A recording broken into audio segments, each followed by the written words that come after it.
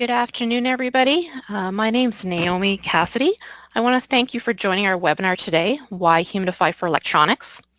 We are just past 2 o'clock, so we'll slowly start to get into the webinar as I see a few more people logging on.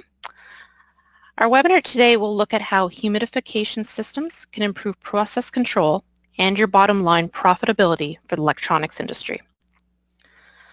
Just before I introduce our two speakers for today, I just want to remind everybody that NORTEC will be at HR 219 in Atlanta, Georgia.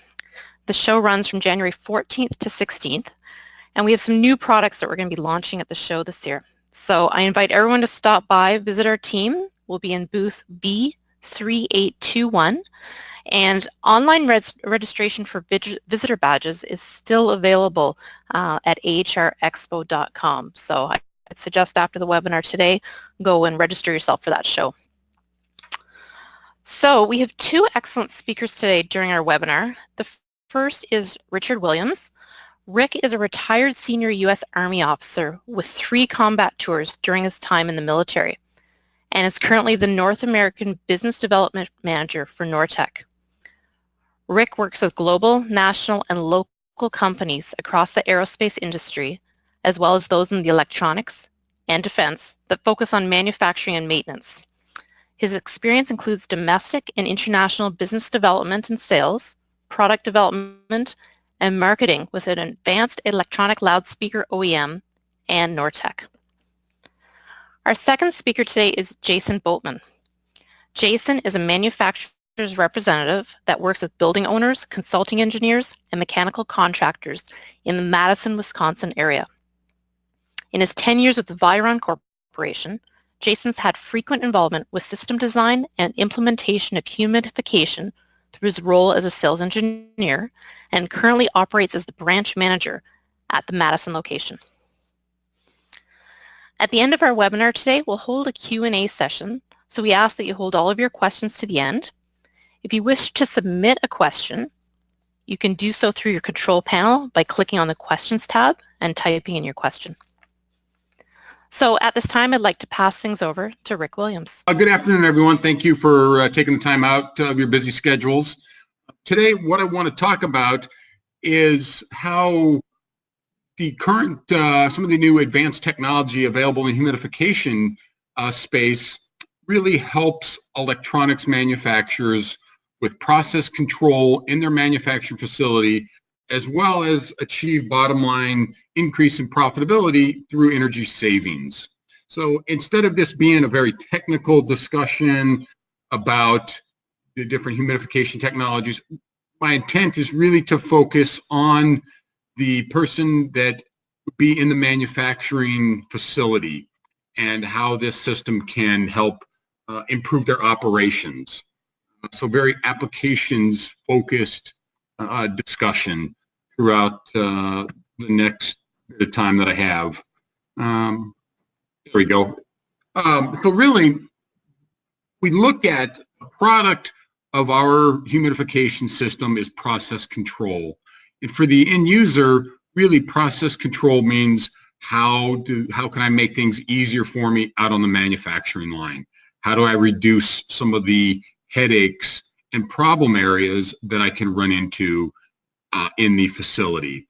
And when you have those things under control, really it gives you an increased ROI and a peace of mind. And at the end of the day, that's what the folks down at the manufacturing line are really interested in. How can I just make things easier for me and help make the company more money? So before we really get into that, though, a lot of times people ask, well, why do we really need humidification for electronics? Most end users that I talk with, again, those end users being out on the manufacturing floor, whether it's a production or manufacturing supervisor, manager, director, a QA, QC person, they will have some awareness of the need from a electrostatic discharge control issue, because that is really the number one issue in the electronics industry from problem areas that can pop up in their manufacturing facility. When I start talking further with people in the manufacturing facility, they're not aware of other issues they can come up against. That being that having the correct controlled humidity level in the facility really helps reduce damaged boards, components, parts. It helps with reducing delaminating, desoldering issues, solder balling issues. All of these things can affect production rates. And out on the floor, what's most important for them is meeting their production quotas on time and reducing rework, repair. So when those things are lowered, their quality rates go up, their first-time pass rates go up, and they're able to meet their quota with less headache and hassle. And so anything that slows them down can be a problem for them. And so when we start talking about how having the correct humidity level can impact positively these areas, that's when people start getting a better understanding that it's not just about electrostatic discharge control in the facility. And although that is a huge component in the facility, and there are a lot of different components involved with an ESD prevention program in a facility, they all come into play with the human factor. And I always mention when I've been out on any type of manufacturing facility with a customer is something, have you always seen every one of your employees always using the systems you have in place correctly? And I've never had somebody say yes. So with having the correct humidification levels in the facility, you're really taking out the human factor in the equation of having a well-controlled ESD program. But where we also get into savings and increasing bottom line profitability is through the use of the adiabatic humidification and cooling system technology that we have available within Nortec. And that's something that most people are not aware of at all. So I'd like to talk a little bit more about that as we move through this so that you understand how having the two will benefit you on multiple fronts. One of the things that people aren't aware of is how big of an issue ESD issues within the manufacturing space are. And these are various trade associations, in particular the ESD Association, which is a national level association that really looks at ESD best practices. And their estimate is that up to a third of all electronic products are damaged by ESD. And you know, with the billions and billions of dollars that are spent every year, that can add up to significant costs that can negatively impact a business.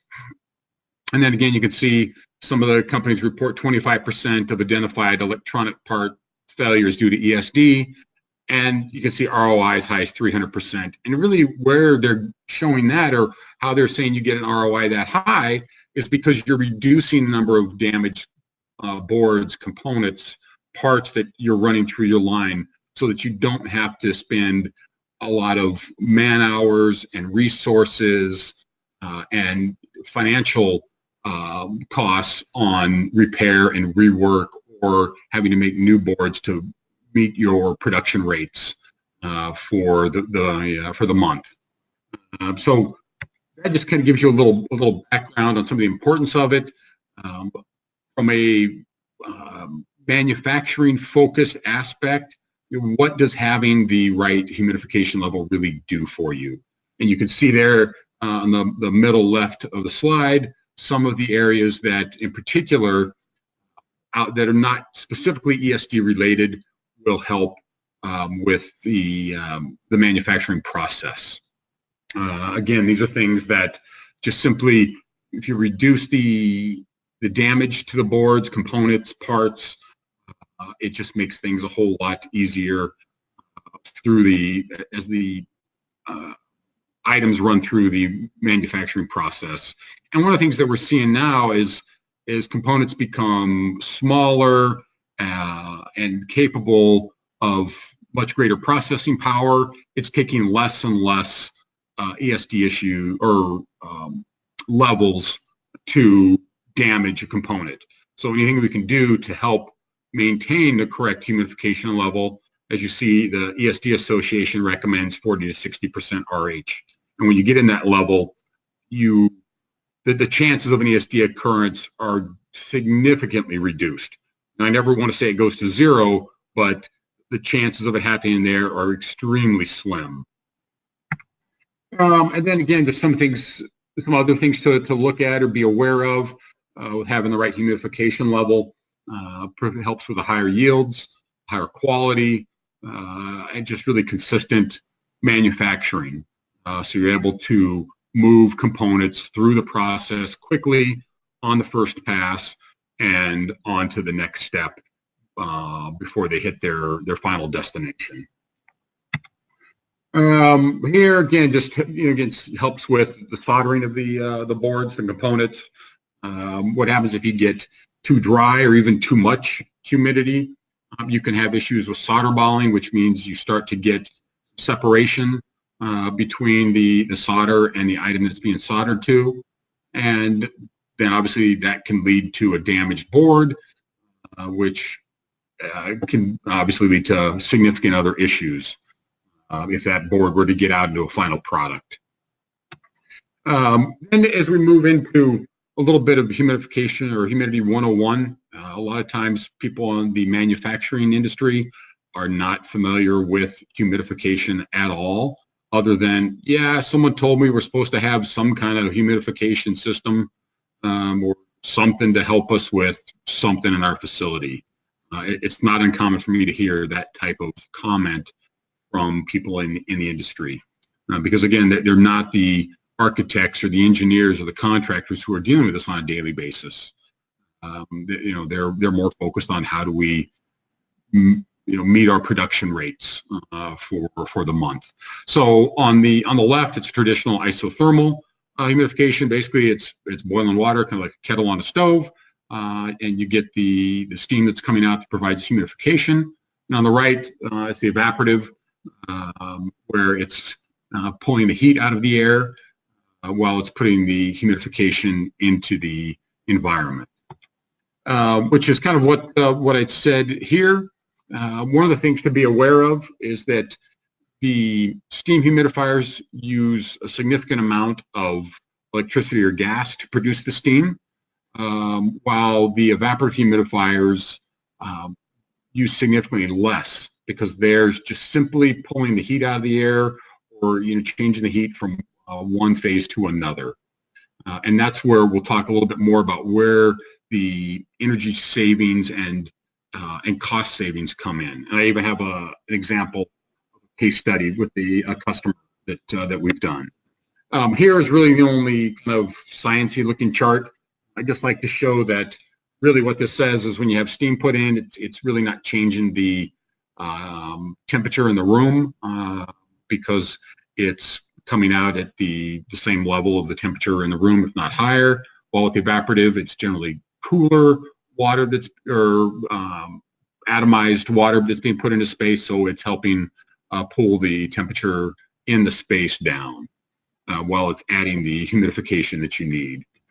And so people say, okay, great, I'm not really familiar with that. Why do I need it? What does it do for me? Very low operating costs. And I'll show you a slide in just a moment, but kind of put in perspective, running a steam humidifier, say it costs you $1. A evaporative humidification and cooling system will cost you about less than a penny. Also, they qualify for energy incentive programs for the local utility companies. What we have seen from the facilities that have actually installed the equipment, they've seen between a 25 and 50% rebate from the utility of the price of the project. And that's not something that it's, hey, we'll give you a few dollars every month for the next 20 years. It's here's one check for the cost. Because the system, because it uses such low energy in the form of electricity, that it's pulling a lot of kWs off the grid, and the local utility companies are most interested in saving kW because it's more cost effective for them to pull kW off the grid than it is to build new power stations. there. And then on the right, you can see the misters up over the cows, just kind of cooling them down. And that, believe it or not, that's actually a market with the dairy market. When the cows are comfortable, they produce more milk. Here, I like to use an example. Again, this could be anywhere around the U.S. We're able to do that. Fortunately, we have a degreed engineer on staff who's LEED AP certified and a building auditor as well that can help provide this chart specifically for your location or the customer's facility. But here, just to kind of read this, the way it works is I just picked Phoenix, Arizona as an example. 40,000 square foot building. If you look at the very bottom of the slide there, those are the actual costs from the local utility companies in Phoenix that's needed to operate an evaporative cooling and humidification system. So using these numbers based on a generic 40,000 square foot building to use steam humidification, it would cost you over $100,000 a year.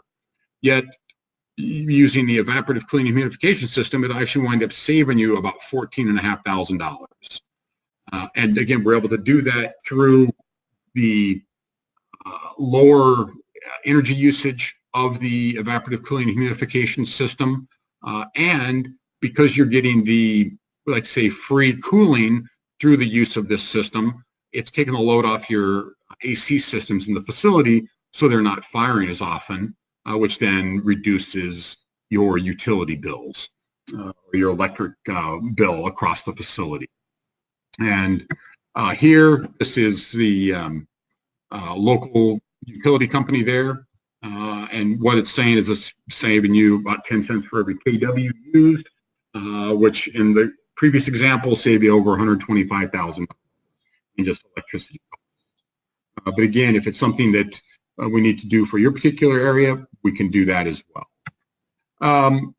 One of the things that will come up from time to time is people ask, is this swamp cooling? The way it worked is technically yes, but it's not. This is huge advancements in technology from the old stinky swamp cooler that used to sit up on somebody's rooftop and wind up smelling and turning green and funky on the outside. A lot of technology has been put in place to prevent those things from happening. But again, it is simply just pulling the heat out of the air to help lower the temperature when you're looking at the evaporative cooling aspect. Here, people always ask, what does it look like when it's, what does the system look like? Here's the distribution head. You can see the water is atomized directly into the space or into the environment, and it's atomized at such a short distance that it absorbs into the air before it has a chance for any droplets to fall out. And then, again, here's an actual factory. You can see that it's put over machinery. Really makes no difference where the equipment is installed, over a walkway, over machinery, over product. It makes no difference.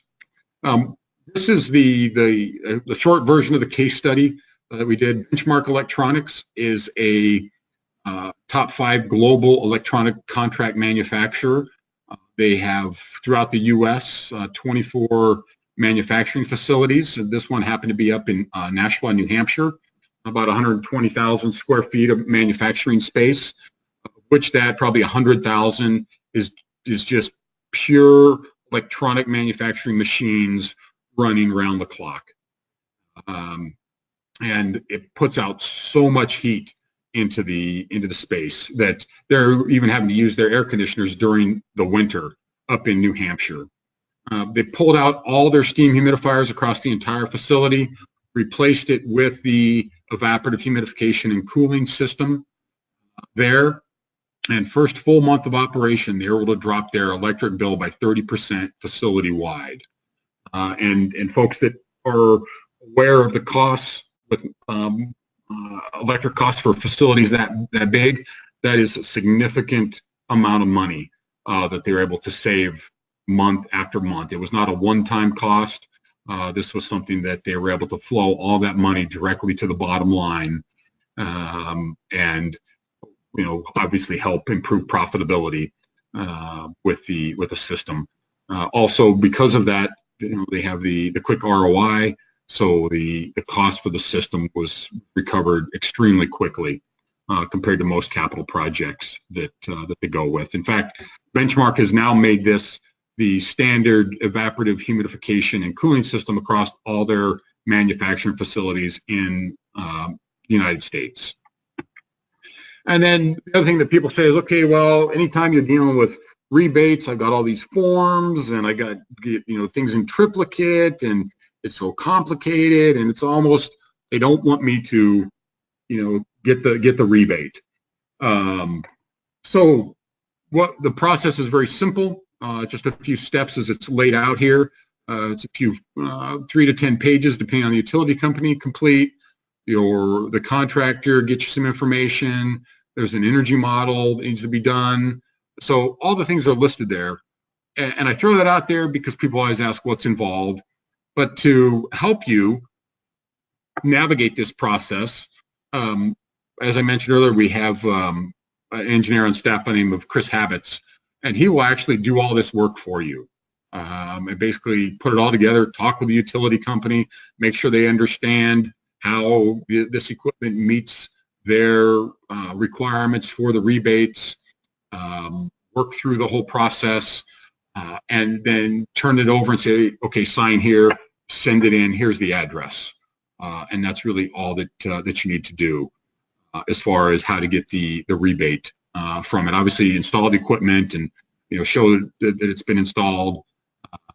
But it's, again, something that we've seen with facilities that have installed this.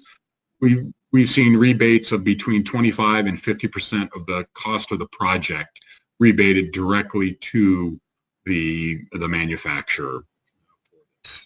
So we try and make it as easy as possible. Again, there's no cost to the end user there in the manufacturing facility for any of this support. That's just part of the service that's provided with this type of equipment and technology. And again, there's Chris's name. There, he's the energy and sustainability expert in the company. He'll do all the energy modeling if necessary.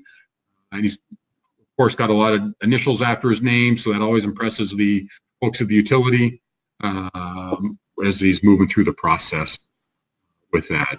And then just kind of wrap things up. Really, humidity control is necessary for the electronics manufacturing industry, obviously to help with the ESD, improve quality levels, but gaining free cooling, and through that significantly improving or reducing costs and thereby improving margins in the company, which is something that obviously everyone is interested in. When all those things happen, you can sleep better at night. So with that, I know it's just questions, but now I'm going to turn this over to Jason from Viron, and he'll talk a little bit about the whole process that's involved with should a manufacturer be interested in moving forward with installing equipment in their facility. So with that, Jason, over to you.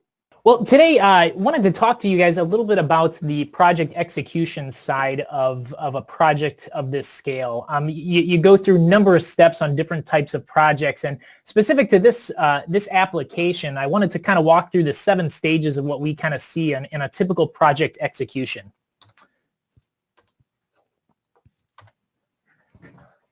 So first off, you typically see the first stage is going to be recognizing the general need for humidification in your facility. And kind of like how Rick was discussing earlier on, it's really about trying to get the integrity of that product out of the hands solely of the personnel. Now you see that image there, and that's probably pretty common for some of the ESD mitigation devices you'll see in your facilities. And really, it parallels other types of applications as well. Take healthcare, for example. In an operating suite, we don't want to see nursing and doctor staff taking out of control the personnel involvement in making sure there's a safe environment for patients, but really giving them the ability to have an environment that is being protected as well gives them a lot more integrity in the process. And that kind of parallels over to this application as well. We also see that clients also can appreciate that investment that you're making in the facility. We talk to a lot of facility owners whether it be in electronics or other applications. And a lot of the time we're hearing this as a bit of a benefit to their clients. They're able to go to their clients and say that they're putting some integrity and some quality control behind what they're producing and what they're investing into their product. And those clients appreciate that at the tail end of the day. Also, you see here third on the list is improved IAQ, and this is not a typical driving force by any means in an application like this, but it's a side benefit that you get from a system like this. There's numerous evidence and research available to people that humidifying for personnel themselves to a 40 to 60% range of humidity in the space can really add a lot of health benefits associated with it. It improves productivity. There's a lot of articles out there about introducing higher RH into a school, into a hospital, into an office space. And that goes the same with electronics manufacturing. That can improve productivity, that can decrease downtime for personnel being out of the office, and there's a lot of benefits associated with that. So that's another added benefit that might not be the driving force firsthand, but definitely can experience the benefits from that on the tail end. Another need is sometimes just a specific process in electronics manufacturing. A local project here in the Madison, Wisconsin area, we were first called in specifically for a small SMT room built into their plants, and they had electric humidification units that were running. They were causing issues, downtime, maintenance concerns, etc., and also racking up the energy bill quite a bit. And what was kind of discovered through that project process was not only could we take care of that small SMT room, but we could humidify that entire plant for not a huge cost increase from that initial investment for the SMT. So it's something to keep in mind that just because you're expanding your square footage, that doesn't necessarily imply that your cost is going up exponentially as well. Now moving on, after you recognize that there's a bit of need for a humidification in the facility, the next steps are kind of investigating the facility, trying to sort out what is required for the space, what type of capacity you need, etc. So this can be done in a handful of different ways, but what we've seen successful on a local level is finding a local humidification provider, allowing them to come in, survey the facility. This is something that they're going to do for no cost. They're going to come in, they're going to give their thoughts on how much humidification you need to add into your space and what type of system might kind of work the best. And one major factor is outside air. That's pulling in the middle of winter, cold, dry outside air is going to really dry out that facility. And that's not to say to eliminate that outside air out of the system, because there's clearly a reason that you have that outside air being introduced. But being able to know that quantity and to size off of that and make sure we're sizing proper equipment is a great first step in that walkthrough process. And it's also looking at just the general size of the facility, looking at ceiling heights, looking at the square footage of the space, etc. So that can give you a lot of information to give you a good base for sizing up the equipment. One thing to keep in mind is humidity migrates incredibly quickly. So it really moves based on vapor pressure, and that can travel across the facility in the matter of seconds. So it's not a very easy task to humidify a concentrated location within a large plant.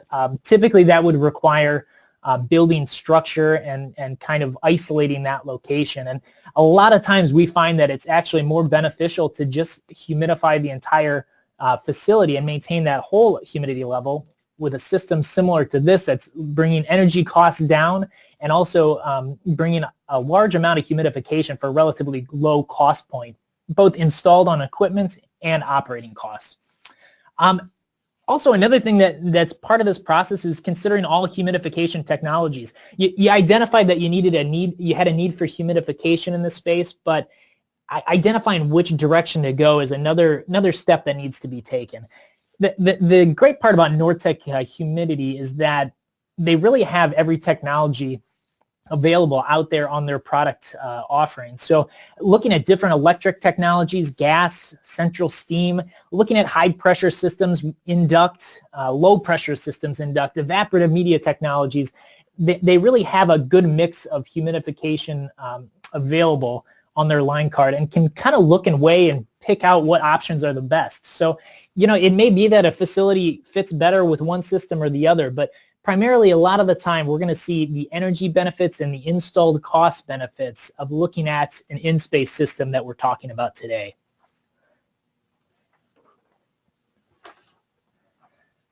So after that initial walkthrough, typically the next step in the process is reviewing those pricing levels and deciding what's feasible and kind of weighing out the advantages and disadvantages. And cost is always going to be a factor in any new installation, any new system.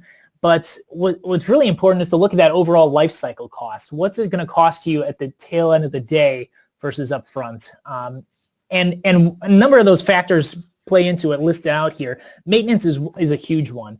If you're comparing the cost of looking at traditional isothermal steam systems, Nortech has a great offering for that, but those systems tend to have more maintenance involved with them. There's cleaning, there's parts replacements, there's other items that need to be taken into account rather than just the upfront first cost comparison.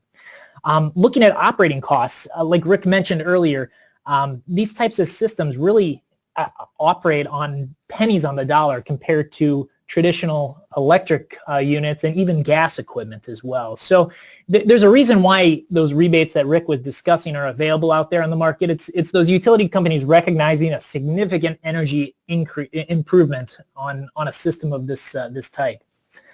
And last, the current cost of product losses and procedures and stuff that you're going to go through, all procedures might not be replaced, but there may be some efficiencies that may be able to be gained in that as you learn through the process of adding that humidification system in. Also, the current cost of product losses, sometimes those costs are not completely apparent. Some facilities track them, some catch them in a quality control procedure and cycle back through and there's rework done or the product is scrapped itself, and that's a cost that you can kind of have on your comparison list. But there's also a lot of product losses that can get out into the field. It can lead to a client's and really not going to know there's an issue with that board until the issue comes up and the board needs to be replaced. So it's a cost that might not always be able to be listed out on that balance sheet, but it's important to weigh in the loss and the risk factors associated with losing that product. The next kind of step that goes down the path here, after you kind of sort out the financial side of it, the feasibility of doing something like this is typically a pre-installation walkthrough. So this is the time where really the nuts and bolts of the system are kind of reviewed, the footprints are finalized. What typically happens out on site is walking through, identifying where the local pump skid is going to be locating where the different dispersion heads are going to be located. It's as simple as typically we mark with a small pieces of electrical tape on the floor to kind of mark where we're going to be locating those items. And it's a fairly easy process, but it's really important right before doing the installation, because another benefit listed on here is the ability to kind of do a final confirmation that the equipment you're looking at is what the needs of the facility really are. And that can be, verifying that something wasn't missed, making sure that a piece of equipment was accounted for in that outside air calculation. The set point that the owner wants to meet, the facility needs to meet, is really what was sized for. And so some of those details are reviewed on a final stage just to confirm that everything is as the facility really needs moving forward. The next stage is the installation and setup phase, and there's a handful of different ways to do this. Nortech specifically offers factory direct personnel available for full installation and setup, and that's not to say that local technicians or local support cannot be part of the project in some capacity or could do the whole project. But the neat thing about this ability is that local installers are touching all different types of pieces of equipment, between humidification to heating equipment to cooling equipment, and their expertise lies in all of that. And where factory direct personnel doing the installation and the startup and commissioning, they're doing humidification systems day in and day out. That's all they're touching, and they have a fair amount of expertise in that type of a system. So it gives a little bit of strength to the installation to make sure things are done properly. In addition, it typically goes quite a bit quicker, and costs are kept down to a minimum. Being able to have someone that's done 100 systems of a similar type is going to be able to move a bit quicker than someone that's their first time kind of going through that installation. It's also a fairly short process. So the system itself is really made up of hydraulic hosing, some limited control wiring for humidistats, depending on where you're spacing your zones, but it's fairly limited on what's involved with that installation. So the installation can be quick. It's on site. We typically try to work with the production facility and make sure we're not causing any disruptions to the personnel in the spaces. Next, we kind of get to the project wrap-up phase of the project, and that's really where we confirm the system is operating to what we need to hit. So we're looking at the humidity level. As winter months start rolling in, is the system keeping up and performing the way you're expecting it to maintain that RH level? It's also the time where you can really address some concerns associated with the installation. It's not typical. These installations go fairly smoothly compared to other systems on the market, but there's always sometimes on a project where there's a couple things that might need to be looked into. For example, if there's, dusting or issues like that, that's something that can be addressed and taken care of very quickly if the concerns are brought up and addressed properly. So it's something that Nortec or local technicians can look into and solve the issue pretty quickly. It's just about identifying what some of those concerns are. Also, it's important to understand what this equipment is, how it's operating, and what to expect on the project site. And it involves a little bit of training with some of the facilities staff, both the folks that are actually doing the maintenance and involved in the facility, as well as the personnel that are in the space. This type of equipment will be providing a light mist to spray in the space, and just being able to understand that equipment and what's going on and why it's happening is an important aspect of the project. So to mitigate any questions or issues or concerns following up on that. And lastly, I come to down the road. Obviously, the last slide was talking about the project wrap-up, but that's not really where the project ends itself. Down the road, the humidification systems are going to be involving maintenance. Any HVAC system is going to involve maintenance. And these days, maintenance staffs and personnel is becoming less and less available. Staffs are shrinking. Budgets are tighter. The important thing, though, is that no matter whatever technology you pick, humidification is going to be important to keep up with that preventative maintenance, going through and making sure that items are cleaned and done properly and following the correct procedures of the product. And one thing that I think Nortec recognizes that humidification systems are one that not every service technician has an expertise in, and they recognize that it's an important product to keep up and running and maintained properly to along the life of that equipment. And so they have a program that they set up, and it's optional. It's not something that must be chosen with this type of equipment, but it's something that I recommend typically for a relatively marginal cost, and it's something that can be added to the yearly budget of the facility. It would be a complete contracted service agreement. So it's essentially taking care of bumper to bumper the entire humidification system. So if there's a pump rebuild or a nozzle that needs to be replaced or any issue with the system, the RO membrane replacements, all of that is included under one set cost that can be on a facility's budget. Really all you're doing is filling the water softener and letting the remaining part of the system be operated and maintained through a yearly preventative maintenance visit from Nortec personnel directly. So there's a lot of advantages to keeping that system up and running, maintained properly, and keeping a long life moving forward. With that kind of concludes the presentation portion of this. I'd love to open it up to questions now. So I just want to remind everybody, if you'd like to submit a question, just hit on your question tab or button, and then you'll have a screen or an area where you can type the question in, and we'll be able to see it on our end, and we'll read it out for everybody to hear.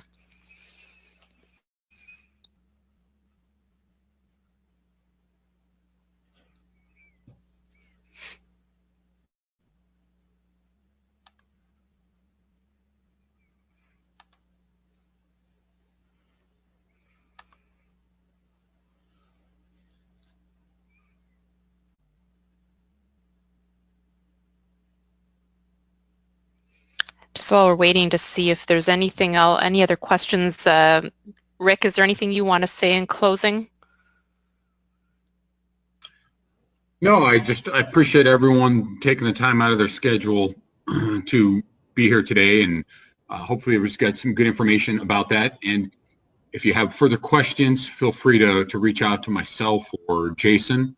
I'm also able to get out to meet with each rep firm or even customers. So if they feel there's value in that, feel free to reach out to me directly. I'm happy to do that. I travel regularly.